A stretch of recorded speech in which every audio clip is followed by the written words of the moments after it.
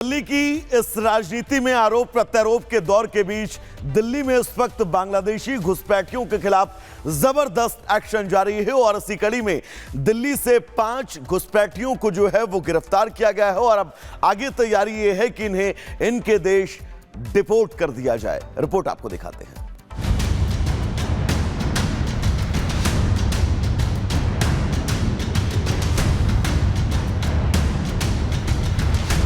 Delhi police की पकड़ में आए ये लोग बांग्लादेशी घुसपैठिए हैं जो अवैध रूप से भारत में आकर छिपे हुए थे। दिल्ली पुलिस ने इन 5 को एक विशेष ड्राइव में पकड़ा है। जल्द ही इन्हें बांग्लादेश डिपोर्ट कर दिया जाएगा। दिल्ली पुलिस ने 5 और बांग्लादेशी नागरिकों को गिरफ्तार किया है जो अवैध तरीके से डंकी रूट के जरिए भारत में दाखिल हो जाते हैं और उसके बाद दिल्ली के उत्तम नगर इलाके में रहने लगते हैं। दरअसल दिल्ली पुलिस को जानकारी मिली कि उत्तम नगर मेट्रो स्टेशन के पास जो क्लस्टर इलाका है वहां पर 5 बांग्लादेशी इलीगल तरीके से रह रहे, जिसके बाद दिल्ली पुलिस की टीम वहां पर पहुंची, सर्च ऑपरेशन चलाया गया, उन 5 के डॉक्यूमेंट्स चेक किए गए। जब उन 5 के फोन को चेक किया गया तो पता लगा कि फोन के अंदर से उन सभी की बांग्लादेश से जुड़ी हुई नागरिकता के डॉक्यूमेंट हैं वो पुलिस ने रिकवर किए, जिसके बाद इन 5 को FRRO में एक तरीके से भेज दिया गया। अब इन 5 के वापस बांग्लादेश डिपोर्ट करने का जो प्रोसेस है वो शुरू किया जा रहा है। दिल्ली में विधानसभा चुनावों की आहट के साथ ही पुलिस ने शहर में छिपे हुए घुसपैठियों के खिलाफ अभियान चलाया हुआ है। इसके तहत पिछले करीब 1 महीने से दिल्ली में अवैध बांग्लादेशियों की धरपकड़ कर रही है।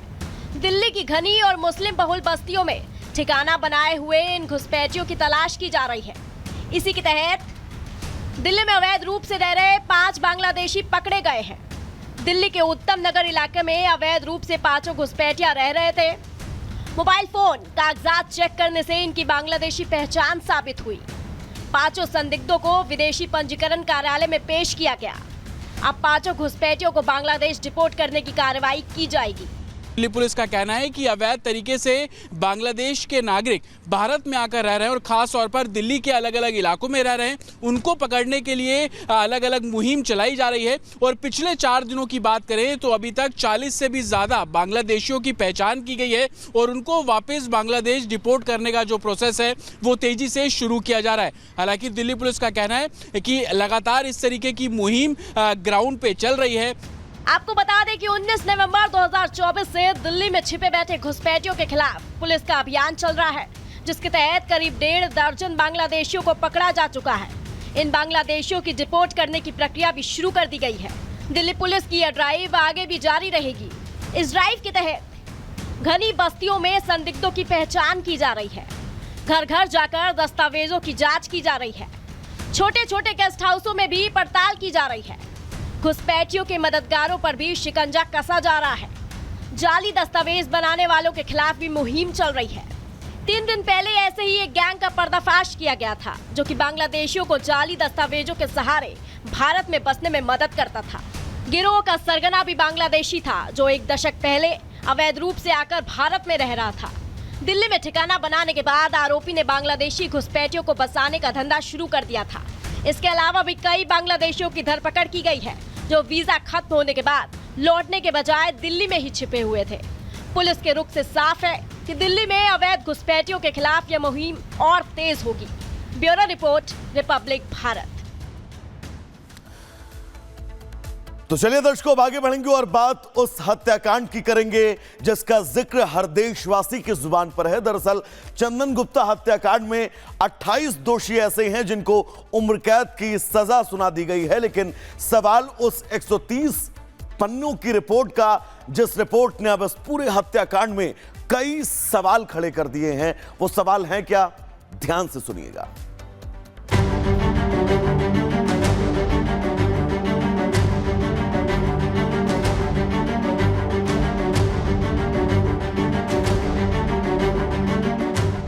छब्बीस जनवरी 2018 कासगंज।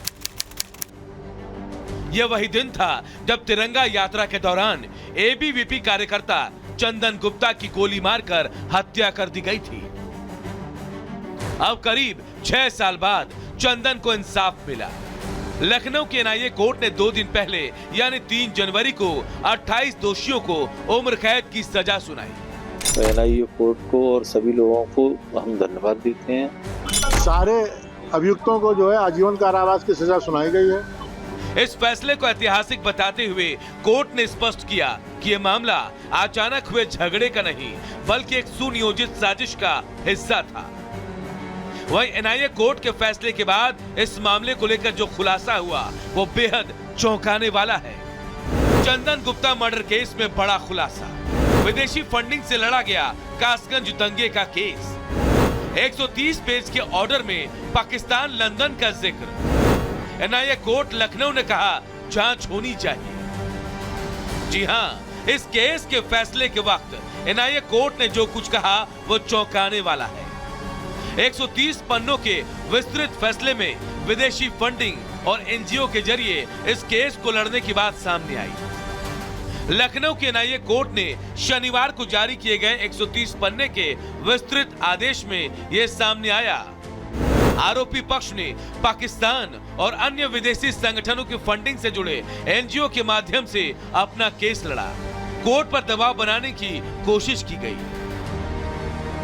कोर्ट ने अपने आदेश में कहा कि ये एनजीओ न्यायिक प्रक्रिया को प्रभावित करने और समाज में सांप्रदायिकता बढ़ाने का प्रयास कर रहे हैं। इन संगठनों ने कई ऐसे अभियुक्तों को बचाने की मदद की जो आतंकवाद, नकली मुद्रा और देश विरोधी गतिविधियों में शामिल थे। एनआईए कोर्ट ने इन एनजीओ की भूमिका पर गंभीर चिंता जताई और इनके उद्देश्यों की जांच के आदेश दिए। चंदन गुप्ता के परिवार ने कोर्ट के फैसले को ऐतिहासिक बताया और कहा कि यह तिरंगे और संविधान की सम्मान की जीत है।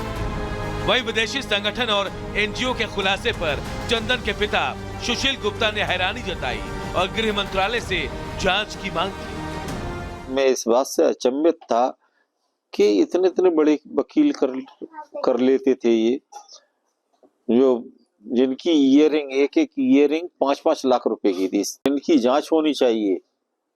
इनको हमारी केंद्रीय सरकार जो भी है, गृह मंत्रालय वगैरह, उनकी जांच करे कि इन पर पैसा कहां से आ रहा था। चंदन गुप्ता केस में कोर्ट का खुलासा न केवल चौंकाने वाला है बल्कि ये प्रशासन और न्यायपालिका के लिए एक चेतावनी भी है। अगर इस मामले की जांच कर कार्रवाई नहीं हुई तो आने वाले समय में कई चंदन गुप्ता यूं ही कुर्बान होते रहेंगे। Bureau report, Republic Bharat.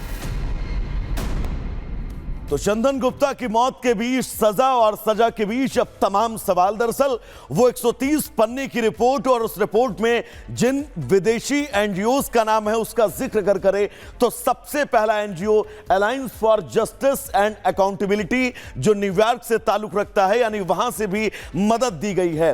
Indian American मुस्लिम काउंसिल वॉशिंगटन डीसी, ये यहां का एनजीओ है, यहां से भी मदद आई है। South Asia solidarity group London का ये मशहूर एनजीओ है, यहां से भी मदद मिली है। Citizens for justice and peace Mumbai का ये एनजीओ, इससे भी मदद मिली है। People's union for civil liberties New Delhi का एनजीओ, जिससे मदद जो है वो दी गई इन सभी दोषियों को बचाने के लिए। रिहाई मंच लखनऊ से ताल्लुक रखता है, इसके जरिए भी फंडिंग जो है वो की गई। यानी कि ये वो तमाम एनजीओ हैं जिन एनजीओ ने इन दोषियों को बचाने की हर मुमकिन कोशिश की है। तो चलिए दर्शकों, खबरों में आगे बढ़ेंगे और बात करेंगे 2 मिनट में भारत की।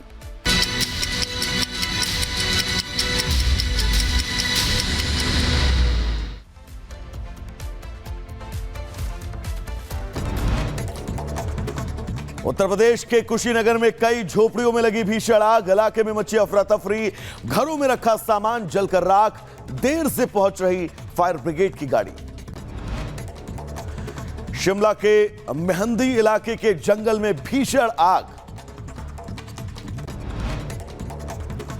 उत्तर प्रदेश के मुजफ्फरनगर में पुलिस और बदमाशों के बीच मुठभेड़, 25,000 का इनामी बदमाश दिनेश गोली लगने से घायल, बदमाश पर लूट गैंगस्टर के 20 केस दर्ज। बिहार के दरभंगा में दहेज उत्पीड़न के आरोपी को गिरफ्तार करने पहुंची पुलिस पर हमला हो गया, जमकर पत्थरबाजी और आगजनी, 2 इंस्पेक्टर और सिपाही घायल, 19 लोग गिरफ्तार।